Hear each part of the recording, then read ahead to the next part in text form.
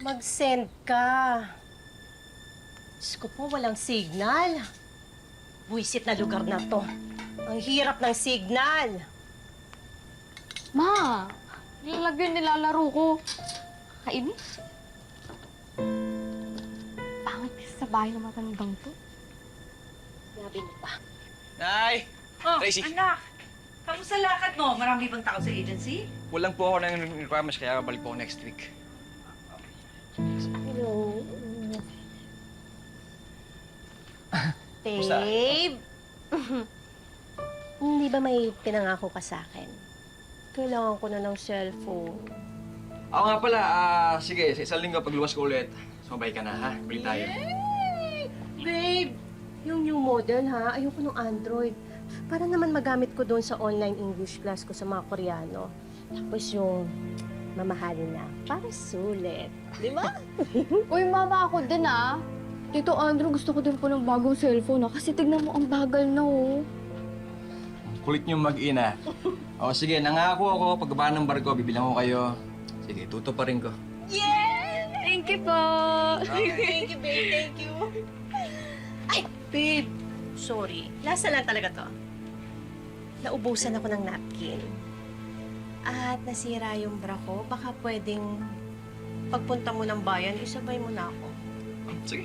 Ha? Abay, pambihira! Ano bang tingin niyo sa anak ko, ha? Aso karera niyong mag-ina? Hoy, Tracy! Tantanan mo si Andrew! Pati bra at panty mo, ipapabili mo sa kanya, ha? Pati napkin mo, bakit? Siya ba ang nagre-regla? Ay. Ikaw, ha, Andrew? Hindi pa kayo kasal. Cargo mo na ang lahat ng gastos ng dalawang ito. Ha? Aba, mali yun! Mag-ipon ka naman para sa sarili mo. Maubos ang pera mo, katutusos lang sa luho ng dalawang nito. Excuse O me. isipin mo ang sarili mo, ha, anak? Bakit ka ba nakikialam sa relasyon namin? Tracy, please. Dahil Nay. hindi ko na gusto yung ginagawa mo. Nuknukan ka ng kaartehan. Ha? Inaabuso mo ang kabutihan ng anak ko eh. Malas nga niya at pumatong siya sa itang tulad mo. Hoy, wag Ay, mo babe. ganarin yung mama ko. Ella, please. Tracy, please. Kausapin mo yan. Nay, mag-away na naman ba kayo? Pwede ba huwag niyo na pong tratuhin ng ganun si Tracy? Nay, alam mo ba pinapasok ko? May ipon naman ako eh. Kasapos sa gasusin yung pambili ng cellphone, Tracy. Nay, hindi po yung kalabisan kasi kailangan niyo po sa trabaho yun. Okay lang po yun. Iniisip ko lang ang kalagayan mo. Kahit noon pa, sakit mo na ang pagiging masyadong mabuti. Anak, isipin mo ang sarili mo.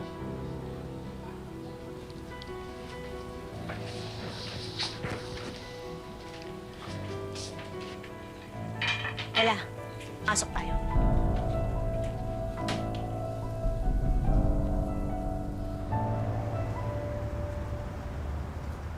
Ayan!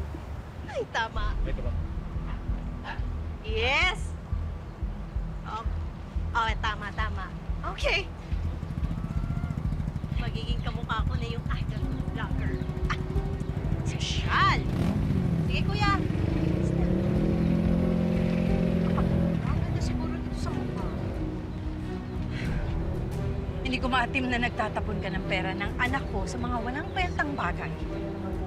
Puro ka luho. Ha? Makasarili ka, Tracy. Aba maawa ka naman sa anak ko. Nagpapahako ba siya sa barko? Para saan? Para sa mga make-up at cellphone mo? Bakit kasi hindi mo na lang aminin na naiinggit ka? Dahil alam mo, may kapalit ka na sa buhay ni Andrew. Yung dapat na sustento ibibigay niya sa'yo, binibigay niya na ngayon sa akin. O ngayon, sino sa atin ang mukhang pera? Ako ba? Ako ba? O ikaw? Ikaw ang mukhang pera. Alam mo, Yaka! ay, matanda ka? Hoy! Umalis ka sa buhay ng anak ko, ha? Umalis ka sa buhay ng anak ko, ha? Ibinakpak mo ito sa paga mo. Ito, gusto mo ito? Gusto mo ito, ha? Wala, tama na! Diba? Andrew, pinapaalala ko lang, ha? Baka nakakalimutan ni Tracy. 3 taon pa lang nasima ng anak ko. Ha? Wala pa siyang ipon. Kaya huwag kang umasta na para kang nakahiga sa pera. At kahit na mayaman siya, ha, huwag mo siyang huhututan. Wala kang karapatan. Baka nakakalimutan mo. Asawa ako ni Andrew. Buhay namin to, pamilya namin to. Kaya kung bumili man ako ng makeup, wala kang pakialam doon. Hindi ka kasama sa usapang pamilya dahil hindi ikaw ang asawa. Hindi ikaw. Hindi pa kayo kasal? At kailan pa naging usapang pamilya ang pag-order ng make-up at ng cellphone, ha? Huy, maya ka naman! Tama na! Please, Nay! Nay, pasensya na, pero tama si Tracy. Buhay namin to. Ikakasal kami, magkakaanak, magkakapamilya. Pero di makakatulong kung araw-araw mag-aaway kayong dalawa. Ganito mo ba ako tratuhin kasi matanda na ako? Sana naisip mo, ha? Na ang bahay na ito, inuupahan lang natin. At yung kakarampot na pension ko, yun lang ang pangtustos sa mga gastos dito. Ni minsan, hindi ako humingi sa'yo. Ni minsan, dahil gusto ko unahin mo ang sarili mo, Andrew. Nay, iba na ho ang sitwasyon ngayon. Sana naman hayaan niyo akong magdesisyon, dumiskarte. Ay, magkakapamilya na ako. Ayaw niyo ba yun?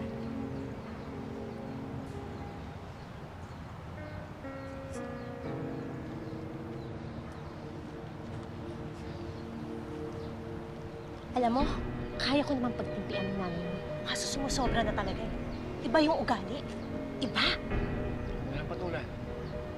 Hindi na may besida na ako ron ng susuotin ko. Ikaw? Okay lang na po ako kay Yoli. Tricycle! Uy! Bakit pa dito tayo nagkita? Kamusta yung anak natin? Kamusta yung anak natin? Ang tagal mo hindi nagpakita, nagparamdam? Sa tingin mo kilala ka ng bata? Tracy, nagbago na ako. Madami lang talaga ako problema nun, kaya ganun ako, kaya lumayo ako sa inyo. Pero okay na ako ngayon. Jess, ano bang kailangan mo? Bakit nagpakita ka pa? Mahal pa rin kita. Gusto ko magsama tayong dalawa, Tracy. Pangako, nagbago na ako. Ikakasal na ako. Mahal mo ba? Hindi. Pero kaya niyang ibigay yung hindi mo kayang ibigay. Seaman siya, may pera. Hindi kami magugutom ng anak mo. Bakit, Tracy? Kaya ko naman kayo buhayan ah. Driver na ako sa factory ngayon. Bariya lang yan. Dolyar ang kinikita ni Andrew kada buwan. Naiintindihan mo? Pero hindi mo siya mahal. Bakit? Mapapakain ba ako ng pagmamahal mo? Jess, gusto ko naman ng magandang buhay. Ayoko na maghirap. Please. Tracy, sige na. Sorry na. Sorry na. Come on. Tigil ka lang. Tracy. Gusto ko lang yung babae yan talaga. Tama ang kutob ko sa kanya.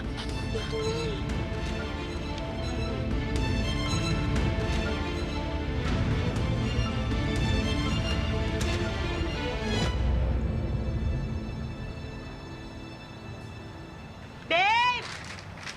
Babe! Babe! Babe! Ito na yung wedding gown. Tingnan mo, ang ganda. Uy, manluloko kang babae ka, ha?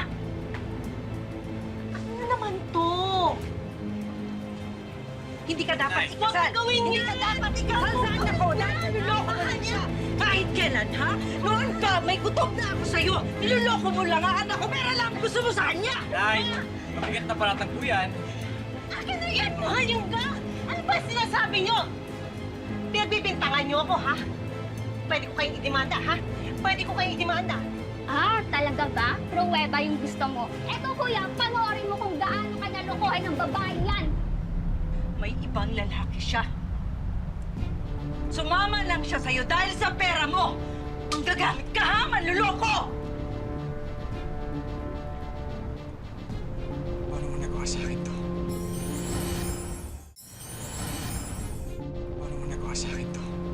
Ikaw to, di ba? Andrew, magpapaliwanag ako. Babe, si Jess kasi, nakipagkita siya dahil gusto niya lang tanungin si Ella. Tapos sinabi niya sa akin na gusto niya makipagbalikan pero hindi ko tinanggap yun.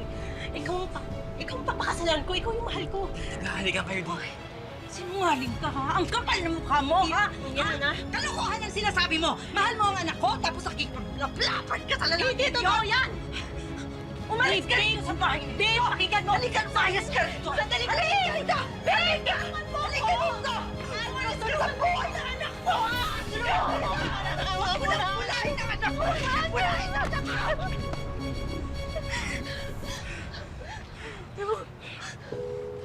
Ay, makikiusap mo. Pakinggan mo lang ako. Pakinggan mo lang ako. Niloko mo ako eh! Andrew, nakikiusap ako sa'yo. Lumayas ka na!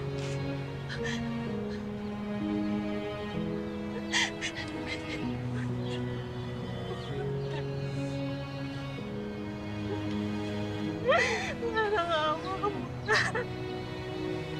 Andrew. Umalis ka na, Sophie! Umalis ka na! Ma! Ano ginawa nila sa'yo? Ano ginawa sa'yo kay Baktang yan?